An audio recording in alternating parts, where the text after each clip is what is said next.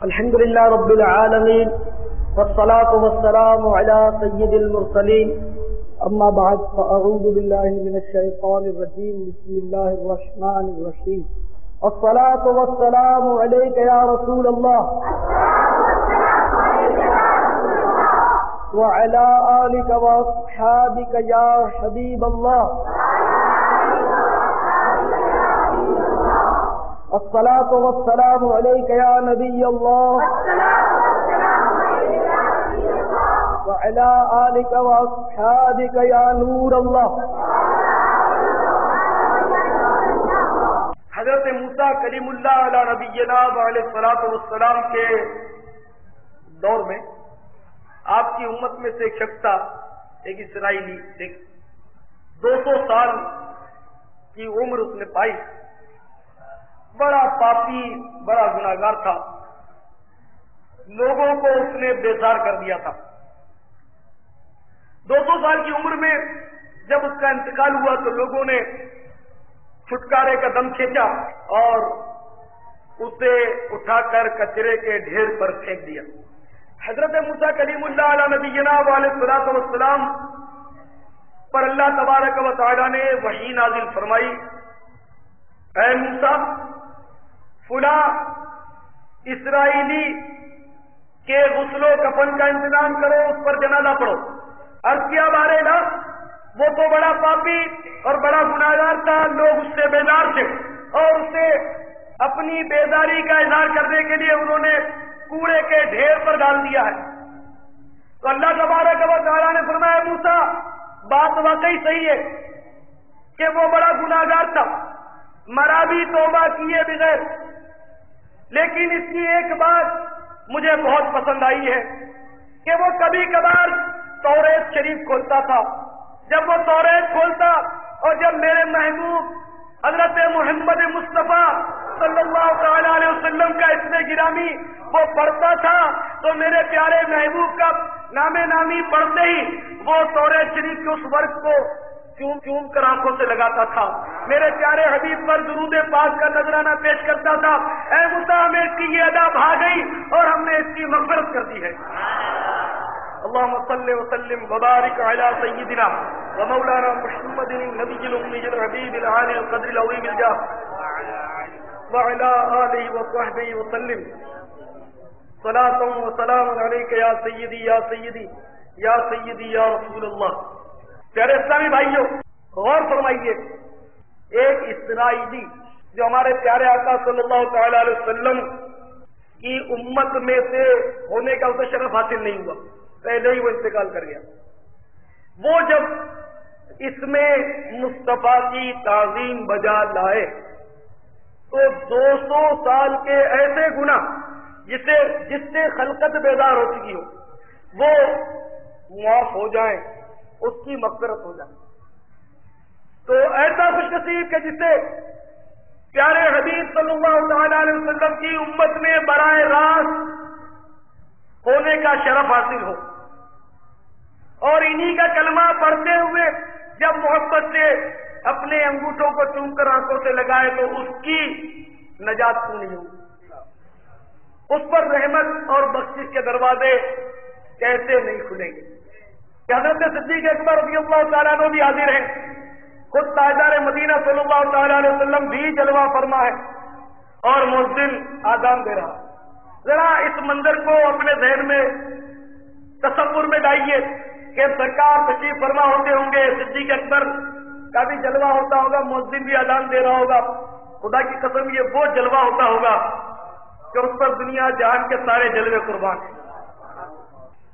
کاش ہمارے آقا نے سچ فرمایا کہ ایک دور ایسا آئے گا اور ایسے دیوانے ہوں گے کہ جو تمنا کریں گے کہ کاش ہمارا مال، ہماری ساری اولاد لے لی جائے، اور ایک جھلک سرکار فرماتے ہیں وہ تمنا کریں گے کہ سب مال اور اولاد لے لیا جائے اور ایک جھلک کو مجھے دیکھ لیں۔ کاش ہم بھی وہ جھلک دیکھ لیتے، مگر کریں کیا نصیب میں تو یہ نامرادی کے دن لکھے تھے، ہم اس دور میں پیدا ہوئے۔ بہرحال تو مؤذن آذان دے رہا ہے، سرکار جلوہ فرما ہے، مؤذن جب ان الفاظ پر پہنچتا ہے اشہد ان محمد رسول اللہ صلی اللہ تعالی علیہ وسلم، تو پیارے محبوب کے یار غار بلکہ یار مزار، دیکھیں صحبت کیسی اٹھائی، زندگی میں بھی صحبت اور دنیا سے پردہ کرنے کے بعد بھی صحبت، یار مزار بھی ہیں اور محشر میں بھی ساتھ ہوں گے. آپ کو بتا دوں سرکار فرماتے ہیں کہ جب میں قیامت کی طرف چلوں گا تو انداز یہ ہوگا کہ میرے سیدھے ہاتھ میں صدیق اکبر ہوں گے، الٹے ہاتھ میں فاروق اعظم ہوں گے، پیچھے اہل بقی ہوں گے. پھر بقی کی تمنا کیوں نہ کریں کہ اتنا سرکار کا قرب حاصل ہو جائے گا. آپ جانتے ہیں بقی کہاں ہے؟ جنت البقی مدینے میں. یہ سب سے افضل ترین قبرستان ہے روئے زمین کا. کاش جنت البقی میں ہم سب کو اللہ تعالیٰ مدفن نصیب فرمائے. تو میرے پیارے بھائی بھائیوں، جب مؤذن اشہد ان محمد رسول اللہ صلی اللہ تعالی علیہ وسلم کا کلمہ ادا کرتا ہے، صدیق اکبر جھوم گئے اور جھوم کر انہوں نے اپنے انگوٹھے اٹھا کر ہونٹوں سے لگائے، چوم کر آنکھوں سے لگائے. صرف آنکھوں سے ہی نہیں لگائے بلکہ پڑھا صلی اللہ علیہ یا رسول اللہ.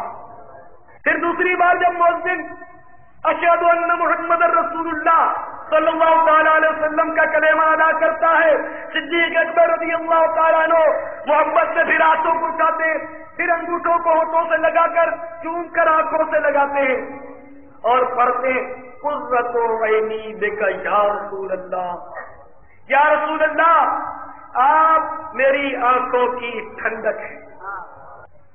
سرکار مدینہ صلی اللہ تعالیٰ علیہ وسلم نے جب صدیق اکبر کا یہ والہانہ انداز دیکھا، دریا رحمت جوش میں آیا. رحمت للعالمین صلی اللہ تعالیٰ علیہ وسلم کے ہونٹوں کو جنبش ہوئی، پھول جھڑنے لگے اور یوں الفاظ بنے کہ جو میرے صدیق کی طرح کیا کرے گا اس کے لیے میری شفاعت واجب ہوگی. تو الحمدللہ اہل محبت انگوٹھے چوم کر سرکار کے اسم گرامی پر آنکھوں سے لگاتے ہیں، یہ سنت صدیقی ہے. الحمدللہ تو اہل محبت کا یہ کام ہے. اور محبت میں جو بھی طریقہ اختیار کیا جائے، ویسے بھی ہمیشہ یاد رکھیں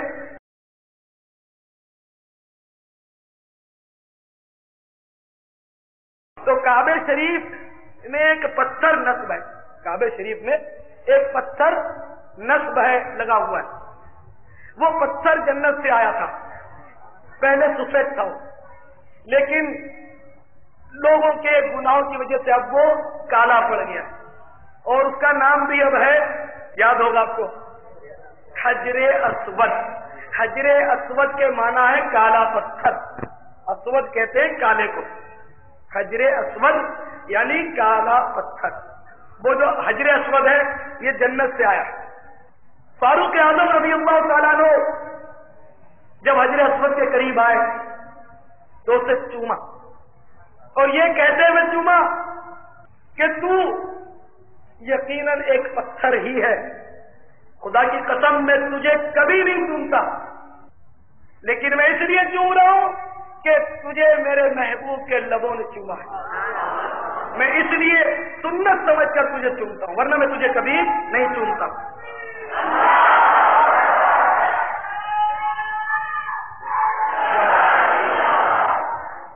اچھا تو بہرحال جب میں جو توجہ دلانا چاہتا تھا آپ کی چومنے پر وہ یہ تھی کہ جب آپ مدینے اور مکے کی زیارت کے لیے جاؤ گے تو اس وقت آپ کچھ مطالعہ کرو گے کہ صاحب عمرہ کرنا ہے یا حج ادا کرنا ہے تو یہ اس کی مطلب ہے کہ اس کے مناسک اس طرح ادا کرنے ہیں. تو اس میں انشاءاللہ جب امام اہل سنت اعلیٰ حضرت فاضل بریلوی رحمۃ اللہ علیہ کی انوار البشارہ جب پڑھیں گے آپ حج و زیارت کا جو طریقہ لکھا اس میں تو حجر اسود کو چومنے کا، اس کو اصطلاح میں حجر کہتے ہیں، تو حجر اسود کو جب آپ چومنے کا پڑھیں گے تو اس میں یہ لکھا اعلیٰ حضرت رحمۃ اللہ علیہ نے کہ دونوں ہاتھ حجر اسود پر رکھے اور ہونٹ سے اس طرح چومے کہ آواز پیدا نہ ہو.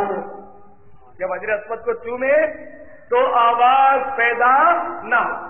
دوبارہ نہیں کہ چومنے کی تاریخ میں آواز کا پیدا ہونا شامل نہیں. ہونٹ لگا دیے تو یہ چومنا کہلایا، چومنا ہو گیا، یہ یاد رکھیے. تو جب مؤذن اشہد ان محمد صلی اللہ علیہ وسلم پر پہنچے تو آپ کہیں صلی اللہ علیہ وسلم. پھر آپ کہیں اشہد ان محمد رسول اللہ صلی اللہ علیہ یا رسول اللہ. مؤذن کو ذرا پہنچنے دیں، بڑھنے دیں آگے. وہ جب کہہ چکے اشہد ان محمد صلی اللہ علیہ وسلم، تو اب آپ صلی اللہ علیہ وسلم کہیں اور خود کہنے لگے اشہد ان محمد رسول اللہ صلی اللہ علیہ یا رسول اللہ. پھر اسی طرح جب مؤذن دوسری بار اشہد ان محمد صلی اللہ تعالی علیہ وسلم کہہ چکے تو آپ کہیں صلی اللہ علیہ وسلم اشہد ان محمد رسول اللہ صلی اللہ تعالی علیہ وسلم قرۃ عینی بک یا رسول اللہ. بعض روایتوں میں اتنا زائد ہے یہ قرۃ عینی بک یا رسول اللہ اللہم متعنی بالسمع والبصر. حضرت علامہ شامی رحمۃ اللہ علیہ روایت نقل کرتے ہیں کہ جب مؤذن اشہد ان محمد رسول اللہ صلی اللہ علیہ وسلم پہلی بار کہیں تو انگوٹھے چوم کر آنکھوں سے لگا کر صلی اللہ علیہ یا رسول اللہ کہیں، اور دوسری بار جب کہیں تو اسی طرح انگوٹھے چوم کر آنکھوں سے لگا کر یہ پڑھیں قرۃ عینی بک یا رسول اللہ اللہم متعنی بالسمع والبصر. تو جو اس طرح کہے گا سرکار مدینہ صلی اللہ تعالی علیہ وسلم فرماتے ہیں کہ وہ کل جنت میں میرے پیچھے پیچھے پیچھے چلائے گا. اور میں تو ویسے ہی کہا کرتا ہوں کہ باغ جنت میں محمد مسکراتے جائیں گے، پھول رحمت کے گریں گے، ہم اٹھاتے جائیں گے. حضرت علامہ سخاوی رحمت اللہ تعالی علیہ آپ فرماتے ہیں کہ جب کوئی اذان سن کر اذان میں اشہد ان محمد رسول اللہ صلی اللہ تعالی علیہ وسلم سنے تو اسی طرح انگوٹھے چوم کر آنکھوں سے لگائیں اور اس طرح کہیں مرحبا بحبیبی مرحبا بحبیبی قرۃ عینی محمد ابن عبداللہ صلی اللہ تعالی ورضی اللہ تعالی. جو یہ کہے تو وہ زندگی بھر اندھا بھی نہیں ہوگا، اس کی آنکھیں بھی کبھی نہیں دکھیں گی. اسی میں حضرت محمد بن بابا رحمت اللہ تعالی علیہ بزرگ ہیں، ان کی آنکھ میں کوئی کنکر چلا گیا، بڑی انہوں نے بڑے جتن کی علاج معالجہ کیا، وہ کنکر کچھ ایسا پھنسا تھا کہ وہ نکلتا ہی نہیں تھا. جب مؤذن نے اذان دی اس نے کہا اشہد ان محمد رسول اللہ صلی اللہ علیہ وسلم. حضرت محمد بن بابا رحمت اللہ علیہ نے اپنے انگوٹھے چومے آنکھوں سے لگائے اور بے اختیار جب ان کے چوم کر انہوں نے کہا مرحبا بحبیبی قرۃ عینی محمد ابن عبداللہ صلی اللہ تعالی علیہ وسلم رضی اللہ تعالی عنہ، فوراً وہ کنکر آنکھ سے نکل گیا.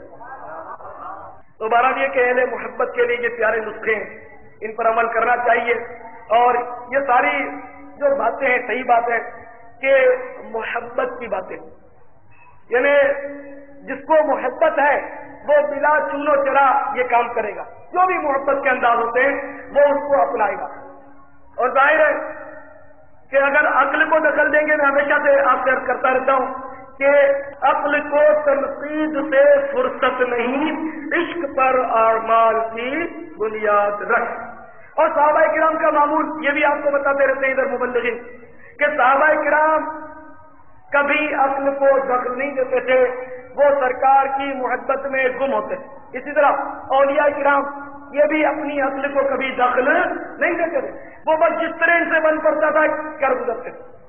اب مثال کے طور پر حضرت امام مالک رضی اللہ تعالیٰ عنہ، یہ سلسلے عالیہ مالکیہ یعنی یہ ایک مسلک ہے، 4 امام برحق ہیں، چاروں امام برحق ہیں. یہ مطلب 4 مذاہب ہیں، 4 طریقے.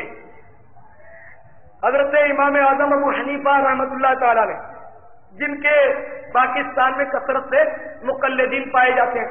الحمدللہ میں خود حنفی ہوں اور آپ میں سے اکثریت کی حنفی ہے، لیکن کئی شافعی بزرگ بھی آتے ہیں، بھائی آتے ہیں، ہمارے ملتے رہتے ہیں مجھ سے. تو بہرحال یہ کہ ہم یہاں حنفی مسائل یا شافعی مسائل یہ اختلاف تو نہیں چھڑتے، نہ کوئی ہمارا کوئی لڑائی ہے.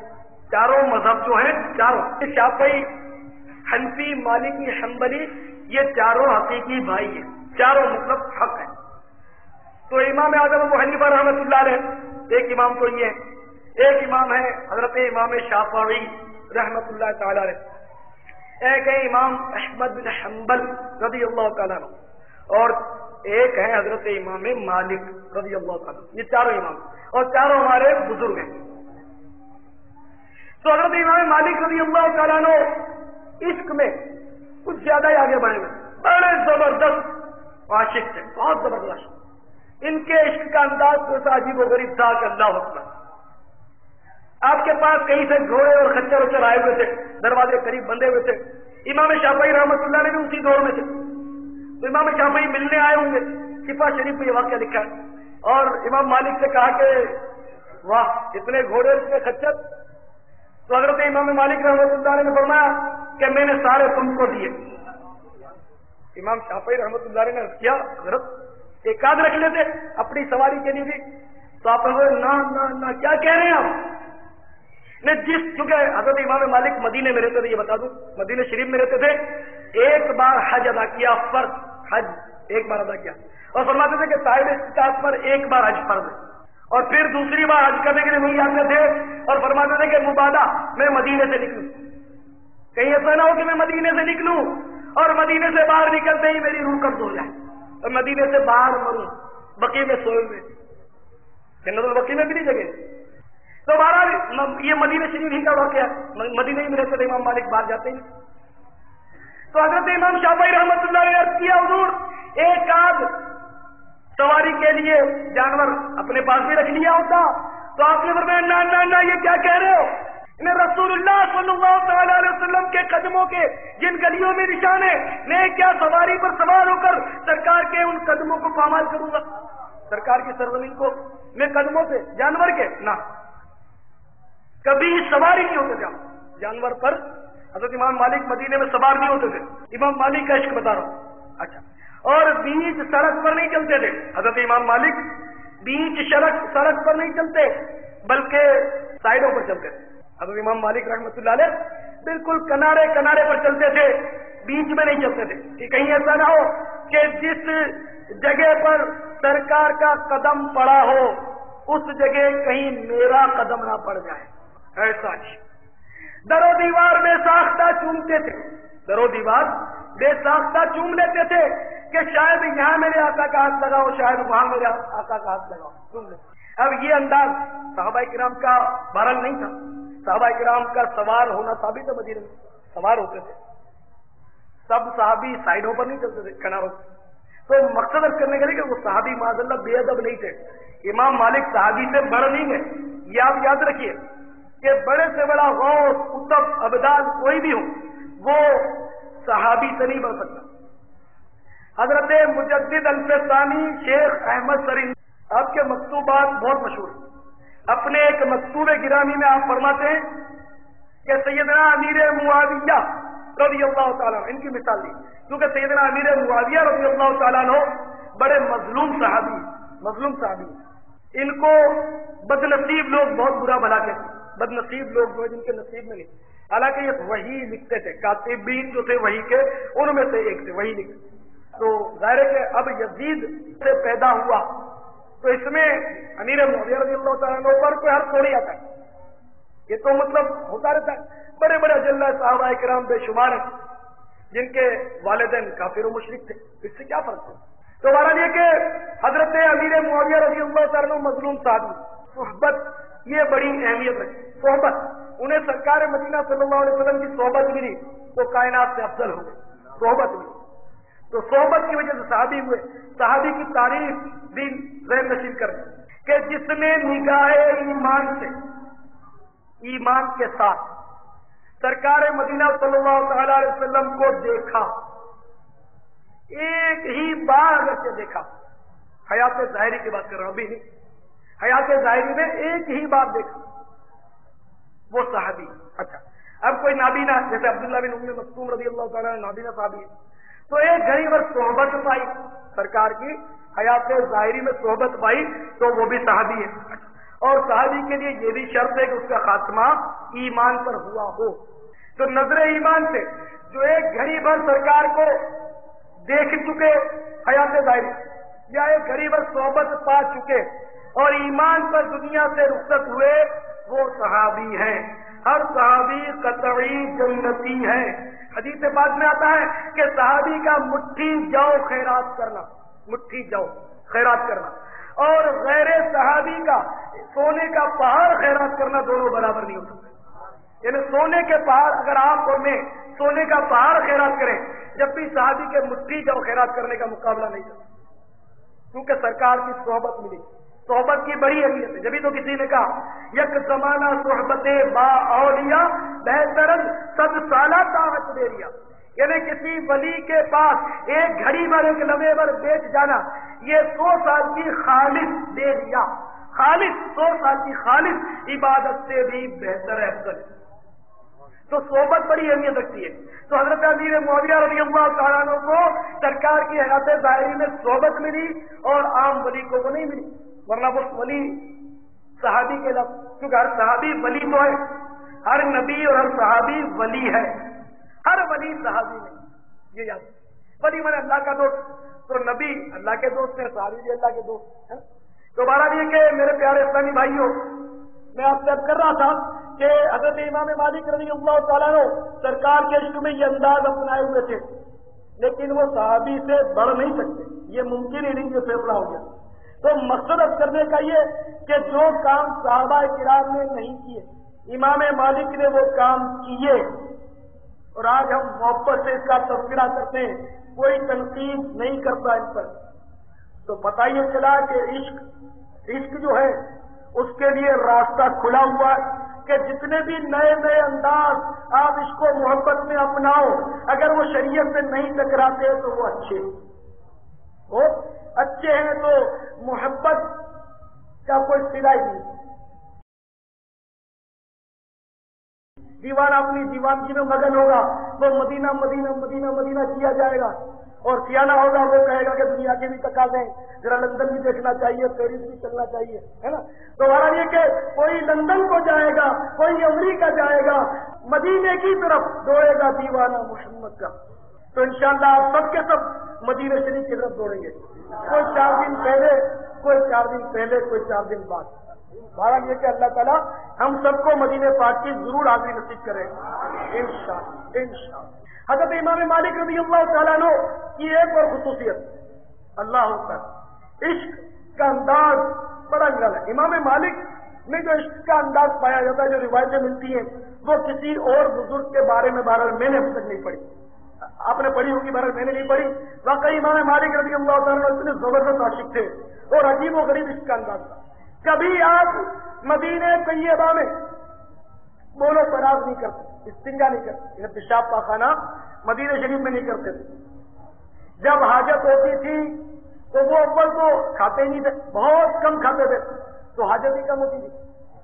تو جب کئی روز میں کبھی کبھی حاجت ہوتی تھی آپ کو، تو آپ ایک پاؤں مدینہ شریف کے باہر نکال دیتے تھے، اور پھر اس طرح فارغ ہوتے تھے کہ کسی قسم کی نجاست مدینے کی زمین پر نہ گرے، مدینے سے باہر گرے. فارغ ہوتے ہی، پاک ہوتے ہی فوراً اپنا قدم مدینہ شریف میں کھینچ لیتے تھے کہ کہیں ایسا نہ ہو کہ مدینے سے باہر موت آ جائے. اور ایک پاؤں تو مدینے میں رکھا ہی رہتا ہے. اتنے عاشق. اب بتاؤ ایسا عاشق کہاں ملے گا؟ چراغ لے کر جاؤ تو نہیں ملے گا.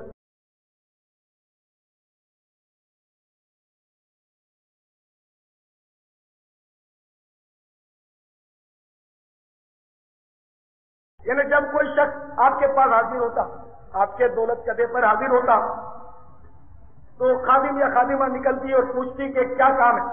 تو اگر وہ کہتا کہ مسئلہ پوچھنا ہے، کسی مسئلہ، تو حضرت امام مالک رحمۃ اللہ علیہ کو اطلاع کرتی، فوراً تشریف لاتے اور اسے مسئلہ بتا دیتے.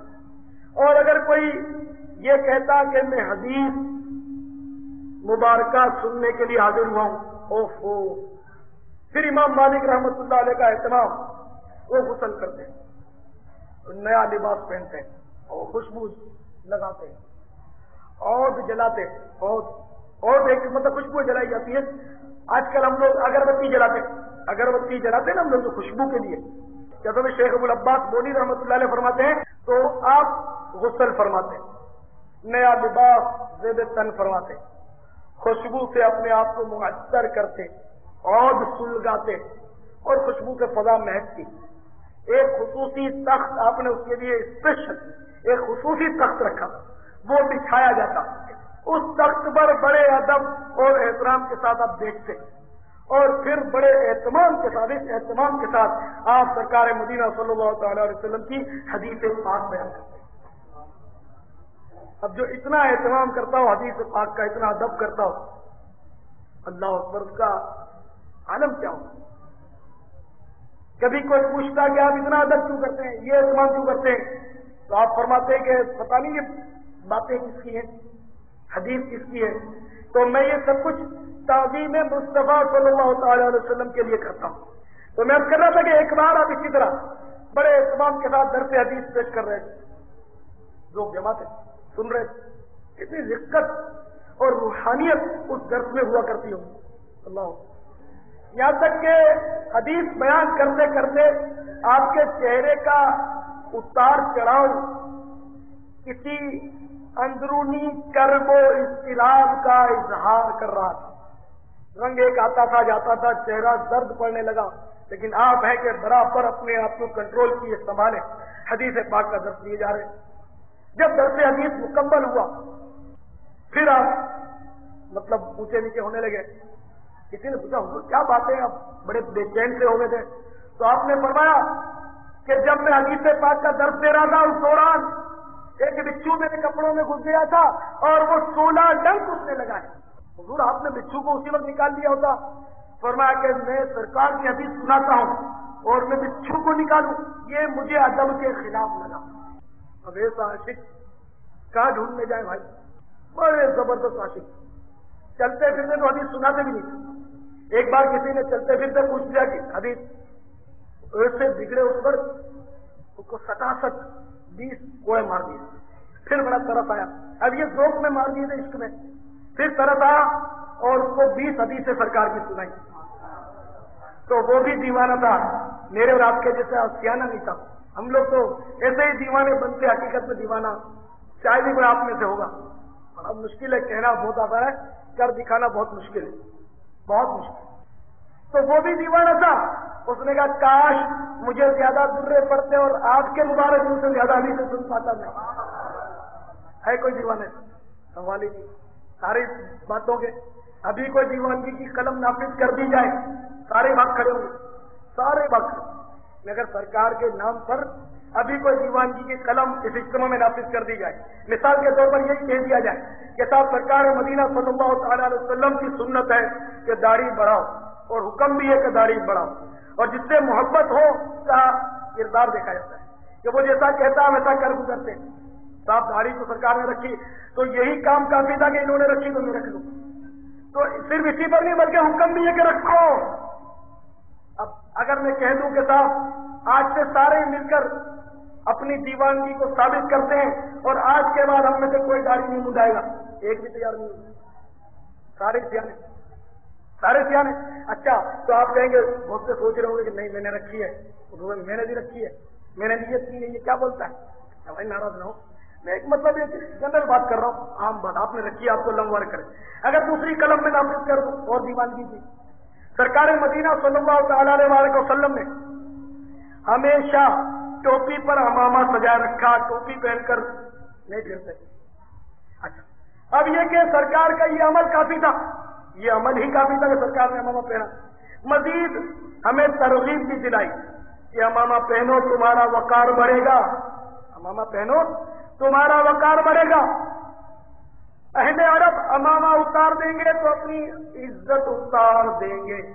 رومال اور ڈوری باندھی کالی، دنیا دھوکے میں کہ یہی عربوں کا لباس سنت ہے. یہ رومال اور ڈوری سنت نہیں، لمبے لمبے یہ ٹوپ جو پہنتے سنت نہیں ہے، جو گھسٹتے زمین. تو امامہ اتار دیا، عزت اتاری یا نہیں اتاری آپ سب کو پتا. آج مسلمان ہر طرف بنی ہے خوار. تو میرے پیارے سبھی بھائیوں، اگر یہ قلم نافذ کر دی جائے کہ وہ دیوانو آج سے یہ طے کر لو کہ آج سے سرکار کی سنت کے مطابق چہرے پر داڑھی بھی ہوگی اور سر پہ امامہ بھی ہوگا، سبھی سیانے بھی ثابت ہو جائیں گے. سبھی کی دیوانگی خطرے میں ڈال دی. میں نے نہیں ڈالی، ہم سب کے اپنے اپنے کردار میں ڈالی. ماشاء اللہ ایک دیوانے نے کہہ دیا یہ داڑھی بھی رکھے گا، امامہ بھی پہنے گا. میں نے ہاتھ اٹھانے کا نہیں کہا، لیکن پھر دوسرے شرمندہ ہوں گے. مجھے پتا ہے کہ 2-5 بیچارے ہاتھ اٹھا دیں گے, باقی تو نہیں اٹھائیں گے. تو ابھی ہم لوگ ہیں سیانے. صحیح بات یہ کہ ابھی صحیح معنوں میں دیوانگی ہمارے اندر پیدا نہیں ہوئی. صاحب یہ معاشرے کی پرواہ نہیں کرتا, یہ دوستوں سے شرماتا ہی نہیں, یہ جہاں کاروبار کرتا ہے وہاں گھبراتا نہیں. لوگ طنز کرتے ہیں, مذاق کرتے ہیں. یہ سرکار کی سنتوں کا دیوانہ, ہر وقت داڑھی, زلفیں, امامہ, سبحان اللہ, اور درود پاک پڑھتا ہے. تو ایسا کردار بھی تو لوگ ہمیں دیوانہ کہہ دیں تو پھر ہم کہلائیں گے دیوانہ. اب میں اپنے آپ کو دیوانہ کہوں تو یہ تو زیب نہیں دیتا نا, یا آپ اپنے آپ کو دیوانہ کہیں یہ بھی زیب نہیں دیتا. میں آپ کو کہوں کہ واقعی یہ سرکار کا دیوانہ ہے, پھر مزہ. تو اس طرح میرے اسلامی بھائیوں ہمارا کردار ایسا ہو جائے, سراپا سنتوں کے ہم آئینہ دار بن جائیں, سرکار کی سنتوں کی چلتی پھرتی تصویر بن جائے اور اس شعر کا مصداق بن جائے. شاعر کا معافی ضمیر مجھے پتا نہیں, فنا اتنا تو ہو جاؤں میں تیری ذات عالی میں, فنا اتنا تو ہو جاؤں میں تیری ذات عالی میں, مجھے جو دیکھ لے اس کو تیرا دیدار ہو جائے. اب اس شعر کا مطلب مجھے کیا سمجھ آیا کہ میں سرکار کی محبت میں ایسا گم ہو جاؤں, ایسا گم ہو جاؤں. فنا اتنا تو ہو جاؤں میں تیری ذات عالی میں, اے آقا صلی اللہ علیہ وسلم, میں آپ کی ذات ستودہ صفات میں اس قدر گم ہو جاؤں کہ میرا سراپا جو ہے آپ کی سنت کے مطابق, میرا لباس آپ کی سنت کے مطابق, میرا چہرہ آپ کی سنت کے مطابق, میرا بال, میرے سر پر امامہ, سب کچھ آپ کی سنت کے مطابق, میرا اٹھنا بیٹھنا پورا کردار سنت کے مطابق, ہر عمل میں آپ کی محبت جھلکتی ہو, ایسا میں آپ کی ذات میں گم ہو جاؤں. فنا اتنا تو ہو جاؤں میں تیری ذات عالی میں, پورا کردار میرا آپ کی سنت کے سانچے میں ڈھل جائے تو پھر جب مجھے کوئی دیکھے گا, جب پھر مجھے کوئی دیکھے گا تو آقا اسے آپ یاد آ جائیں گے کہ جب غلام ایسا ہے تو اس کے آقا کی کیا شان. فنا اتنا تو ہو جاؤں میں تیری ذات عالی میں, مجھے جو دیکھ رہے اس کو تیرا دیدار. اور حقیقت کہ پہلے کے غلام ایسے ہی ہوتے, سراپا سنتوں کا نمونہ. تو کافر جب ان غلاموں کو دیکھتے تھے تو لڑک جاتے, کانپ جاتے. شیر دیکھتے تھے تو دم دبا کر بھاگ جاتے تھے یا دم ہلا کر وفاداری کا اظہار کرتے تھے. اب سفینہ کا واقعہ نہیں سنا ہوگا آپ نے, سفینہ کا واقعہ. بچھڑ گئے سرکار سے, صحابہ کرام کے ساتھ جا رہے تھے, بچھڑ گئے, جنگل بیابان میں پہنچ گئے, دور سے شیر نظر آئے, نہیں ڈرے. دیکھیں سراپا سرکار کی سنتوں کی تصویر جو تھے, تو سنتوں کی تصویر پر شیر تھوڑی جھپٹے گا, جبکہ دل سے بھی وہ اس کے عکس ہو, صرف ظاہر نہ ہو, باطن بھی اجلا ہو. تو جب شیر نے دیکھا سفینہ نہیں ڈرے, شیر قریب آیا کہ شکار ہے, لیکن شیر نے جب غلام مصطفیٰ کو دیکھا, شیر کا خطرہ کیا, شیر خود کانپ اٹھا سامنے جب نبی کا غلام آ گیا. حضرت سفینہ رضی اللہ تعالیٰ عنہ نے فرمایا, یا ابا الحارث انا مولا رسول اللہ, اے ابا الحارث میں رسول اللہ صلی اللہ تعالیٰ علیہ وسلم کا غلام ہوں. شیر دم ہلانے لگا, سر جھکانے لگا اور اشارہ کیا, دم ہلاتے ہوئے آگے بڑھا. سمجھ گئے کہ یہ رہنمائی کر رہا ہے, خدمت کر رہا ہے. چنانچہ شیر کے پیچھے پیچھے چل دیے, شیر نے مناسب جگہ پر آ کر چھوڑ دیا, اپنے قافلے پہ ملے. ایک بزرگ کو کسی جرم مقدس کی پاداش میں بادشاہ وقت نے بھوکے شیروں سے آگے ڈال دیا. تماشائیوں کی بھیڑ لگی ہوئی, بھوکے شیر, کئی روز کے بھوکے, ان کے سب تماشائی کبھی چینا جھپٹی ہوگی اور سکہ بوتی ہوگی, تماشا دیکھیں گے. لیکن یہ کیا, شیر پہلے تو چونکے, لیکن جیسے ہی دیکھا تو ٹھنڈے ہو گئے اور سر جھکا کر آئے اور پاؤں چاٹنے لگے. اور وہ اللہ والا متفکر کسی گہری سوچ میں ڈوبا ہوا کھڑا. آخرکار بادشاہ نے مجبور ہو کر نکال دیا اور باعزت رہا کر دیا. لوگوں نے پوچھا, حضرت آپ کو شیر سے ڈر نہیں لگ رہا تھا, آپ کسی گہری سوچ میں پڑے تھے. آپ نے فرمایا کہ میں سوچ رہا تھا کہ یہ شیر جو میرے پاؤں چاٹ رہے ہیں تو ان کا لحاظ پاک ہے یا ناپاک ہے, میرے پاؤں پاک رہے یا ناپاک ہو رہے. یعنی اس وقت بھی شریعت کا اتنا خیال, یہ سوچنے پڑے کہ میرے پاؤں تو کہیں ناپاک نہیں ہو رہے. تو بہرحال میرے پیارے اسلامی بھائیوں, جب تک ہمارے اسلاف کا کردار سرکار مدینہ صلی اللہ تعالی علیہ وسلم کی سنتوں کا آئینہ دار تھا, ساری دنیا نام سے لرزتی تھی، کانپتی تھی، ہر ایک تھرتھراتا تھا۔ اور جب سے مسلمان اپنا کردار کھونے لگا، سنتوں کو چھوڑ کر فیشن کو اپنانے لگا، مسلمان ذلیل ہو گیا۔ آج مسلمان نہیں ڈرتا تو صرف خدا سے نہیں ڈرتا، باقی ہر چیز سے ڈرتا۔ اللہ تعالیٰ اگر سے فرماتا وَإِيَّايَ فَارْهَبُونِ، اور مجھ ہی سے ڈرو، لیکن مسلمان آج خدا سے نہیں ڈرتا، باقی ہر چیز سے ڈرتا۔ ابھی کوئی چوہا گر جائے ادھر سے، ابھی بھگدڑ پڑے، بالکل بلا پالا بھگدڑ پڑے۔ ابھی بلی میاؤں کرے تو مجھے چھوڑ کر تو بلی کی طرف دیکھنے لگے۔ مسلمان ڈرتا ہے، لیکن بلی چھو نہ لے، کہیں پنجہ نہ مار دے۔ اور اگر خدا نہ خاصہ کتا ہی دوڑ آئے تو مجھے بھی جان بچانا مشکل ہو جائے کہ آپ سارے مجھ پر کہیں ٹوٹ پڑے بھاگنے کے لیے دروازے کی طرف۔ مسلمان ہر چیز سے ڈرتا ہے۔ اور لطف کی بات ہے کہ مسلمان اندھیرے سے بھی ڈرتا ہے، اندھیرے میں ڈر لگتا ہے کوئی ہم میں سے ایسا کہ جو اندھیرے میں اکیلا رات کو قبرستان جائے؟ نہ بابا، ابھی سے خوف آ رہا ہے اندھیرے میں اکیلا سوال۔ تو مسلمان اندھیرے سے نہیں، مردے سے ڈرتا ہے۔ مردہ بیچارہ جس کو جب تک آپ ہلاتے نہیں، غسل بھی دو تو 10 کلٹیاں اس کو دینی پڑتی ہیں، الٹ پلٹ کرنا پڑتا ہے، اس مردے سے بڑا خوف آ رہا۔ اگر کسی کو مردے کے ساتھ بند کر دیا جائے کمرے میں کہ یار میت ہو گئی ہے، گھر میں کوئی تم ادھر بیٹھے رہو پڑھتے رہو، خوف کے ہمارے صبح کھولو تو بے ہوش نکلے۔ اور قبرستان میں مردہ وہ بھی مقید ہے، منو مٹی پہلے جمع پڑا اٹھ کر، وہ ممکن ہی نہیں کہ وہ باہر نکلے، پھر بھی اس سے خوف آتا قبرستان پہ ہم لوگوں کو۔ تو بات یہ ہے کہ مسلمان نے جب خدا سے ڈرنا چھوڑ دیا تو دنیا و معافیہ کا ڈر اس کے دل میں سما گیا۔